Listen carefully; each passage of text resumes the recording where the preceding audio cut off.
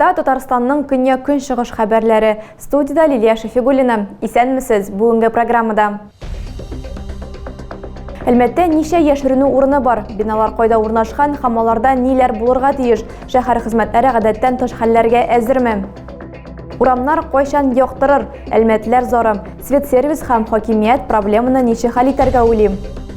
Хәерле сәгатьтә Зәйләр Луганск Республикасына 20 тоннадан артык гуманитар ярдәм җибәрде. Һава тревогасы игълан ителгәч, яшеренү урынын ничек табарга? Әлмәт районында гражданнар оборонасы буенча өйрәнүләр уза. Шәһәр гадәттән тыш хәлләргә әзерме?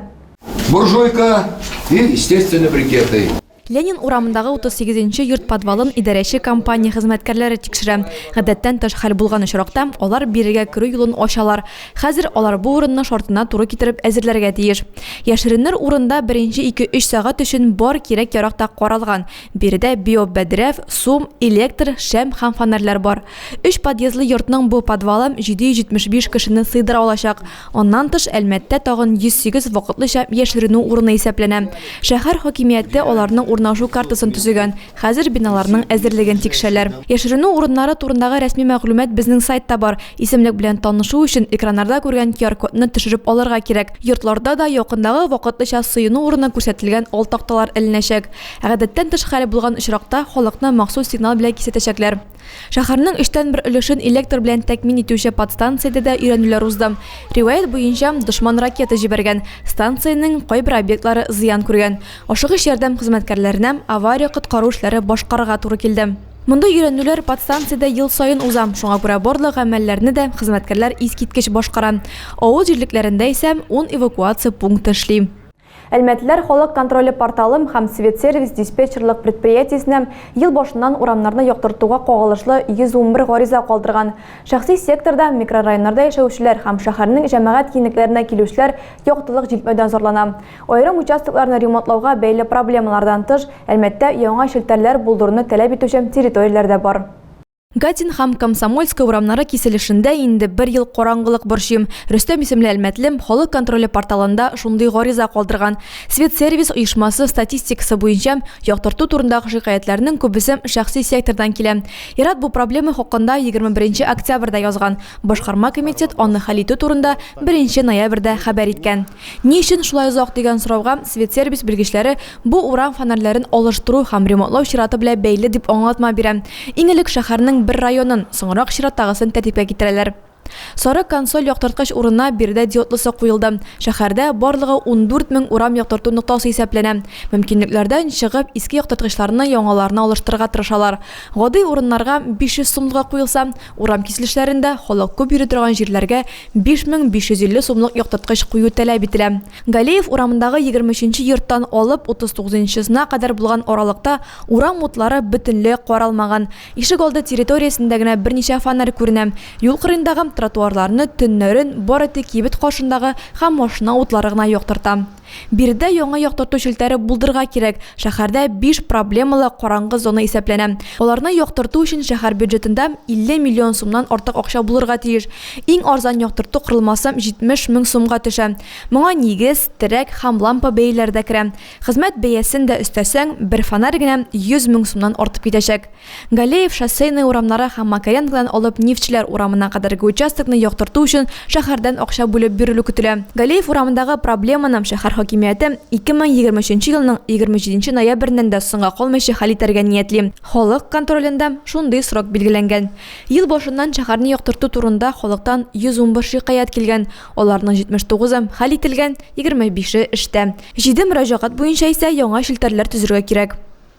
Зәйдән Лисичанскига гуманитар ярдәм белән йөк машинасы кузгалды. Азык-төлекләр мохтаҗларга тапшырылачак. Фурны кем озата бара һәм ул тиешле урынга ничек барып җитәчәк? Аделя Борханова белә. Зәйдән Луганск халык республикасының Лисичанск шәһәренә гуманитар ярдәм озатылды. Зур йөк машинасына 20 тонна шикәр комы һәм он тутырылган. Район халкының бердәм булуын ярдәм җыю эшендә активлык күрсәтүче оешма предприятиеләрне район башлыгы да билгеләп үтте. Үз чыгышында ул җибәргән ярдәмнең Лисичанск халкына бик кирәк булуын ассызыклады. Я думаю, наш груз, он очень необходим сегодня. Это и мука, и сахар. Большое спасибо сельхозтоваропроизводителям, то, что они вырастили на наших полях. Все это все эти продукты, которые мы можем еще и поделиться, кому это сегодня очень нужно. Гуманитар ярдәмне тиешле ноктага тәҗрибәле машина йөртүче Виталий Софин илтәчәк. Аның белән бергә Лисичанск шәһәренә кадәр йөкне Сугышчан бердәмлек иҗтимагый оешмасы рәисе Сергей Хватков озата барачак.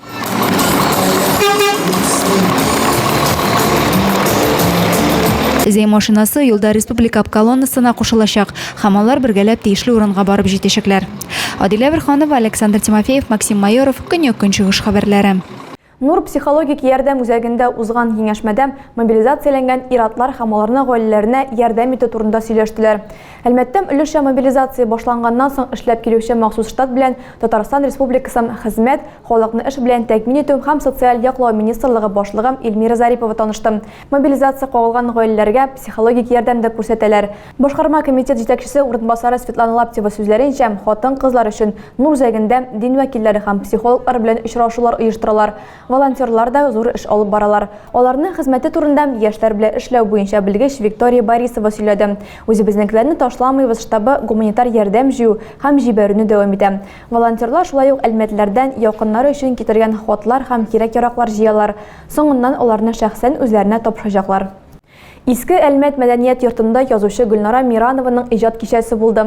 Шул ук көнне 9 ноябрьдә ул үзенең юбилеен билгеләп үтте. Гөлнара ДЦП диагнозына карамастан балалар һәм яшүсмерләр өчен әдәби китаплар иҗат итә. Аларны бастырырга Татнефтьнең Рухият фонды ярдәм итә. Беренче китабы язучыга 26 яшь булганда дөнья күрә. Гөлнара Миранованы туган көне белән тәбрикләргә җирле язучылар һәм шагыйрьләр җыелды. Әлмәт районы совет аппараты җитәкчесе Роза Флятунова сүзләренчә, Гөлнара үз китапларында мәхәббәт һәм игелекнең нәрсә икәнен гади телдә аңлата.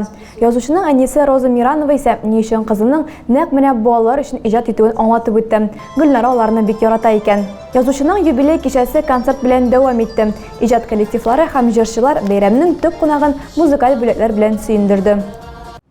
Күргәзмә милли уенчыклар ясау буенча мастер-класс һәм төрле телләрдә шигырьләр уку. Леногорск балалар бакчасында Россия мирасын саклаучылар дип исемләнгән халык иҗаты фестивале узды. Анда Леногорск, Әлмәт, Түбәнкама шәһәре һәм Әлмәт, Леногорск районнарының 2 авылыннан килгән балалар катнашты. Гомумән алганда фестиваль 40 балалар бакчасын берләштерде. Россия мирасын саклаучылар фестивалендә катнашучылар төрле милләтләрнең мәдәни традицияләре дөньясына чумды. Балалар рус, татар, мордва, чуаш һәм әрмән халыкларының мәдәниятен чагылдырган иҗади номерлар тәкъдим итте. Нәни артистлар шигырьләр, җырлар һәм биюләр белән чыгыш ясады. Милли ризыклар да пешереп килгәннәр. 28-нче балалар бакчасы коллективы, Туган якны өйрәнү музее һәм сәнгать мәктәбе хезмәткәрләре фестиваль кунаклары өчен иҗат күргәзмәсе оештырган. Катнашучылар төрле халыкларга багышланган почмаклар белән таныша алды. Күргәзмәдә Россия халыкларының милли костюмнарын кигән курчаклар, көнкүреш кирәк-яракларын һәм башкаларны күргә мөмкин иде. Фестиваль кысаларында мастер-класслар да узды. 18-нче балалар бакчасы тәрбиячесе Ольга Слесарева курчак ясау дәресе үткәрде. Әлеге заманнарда мондый уенчыкларны балалар белән бергә ясаганнар. Курчаклар уенчык ролен генә үтәп калмыйча, баланың вак моторикасын үстерергә дә ярдәм итә. Россия күп милләтле дәүләт һәм Леногорск мөгаллимнәре балаларны кичкенәдән үзара дус тату булырга, бер-береңне хөрмәт итәргә һәм аңларга өйрәтү мөһим дип саныйм. Чараның төп максаты да шундый. Фестиваль шын бәйрәмгә әверелде һәм балаларда илдә яшәүче халыкларның гореф-гадәтләренә карата кызыксыну уятты. Җиргә беренче кар төшү белән авылларда каз өмәләре башлана. Каз чистарту эшкәртү генә түгел, көнкүрештә каз мамыгын төрлечә файдалана белү татар халкының матур бер йоласы. Каз мамыгыннан мендәр ясау үзе бер сәнгать. Бу эштә Мортаза авылының ак калфак татар хатын-кызларының җирле оешмасы әгъзаларына тиңнәр юк. Индира Сайфуллина дәвам итә.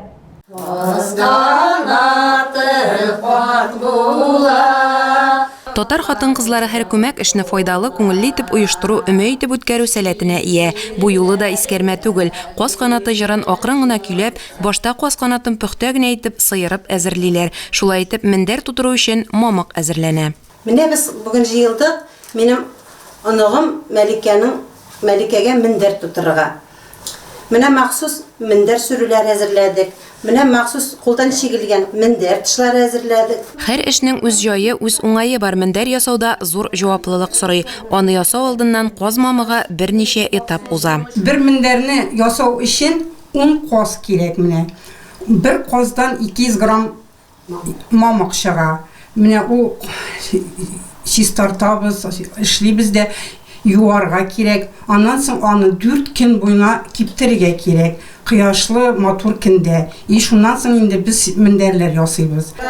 Қос өмәсе, қос қаурыйына бәйле йылы ышанулар да бүгінгі күнгәшә яшәп килә. Оларның берсе киләсе ел уңышын теләү. Әби бабайлар безне чыгарып җибәрәләр иде. Кич белән кеше күрмәгән чагында шу кас каурыларын уңга ташлыйсың.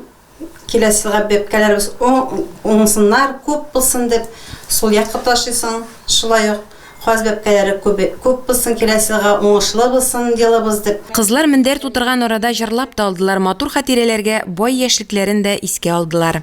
Кызлар җиткәч авылларда башлана кызымәсе. 7 кызлар җыелалар, килә барып күрәсе. Ак мамыктай ак йоннарны, ак сүрүләргә тула. Шул мендәрләрдә йокласаң, йокылар татлы була. Гадәттә мендәрләрне пар итеп ясыйлар, ул гаиләгә муллык, бәхет китерә. Тагы да күбрәк яныклар һәм тапшырулар белән безнең рәсми сайтыбызда таныша аласыз. Без социаль челтәрләрдә бар, хәбәрләр юлагыз. Бүгенгә менә шулар, мин сезгә файдалы яллар, күңел тынычлыгы телим. Исән сау булыгыз.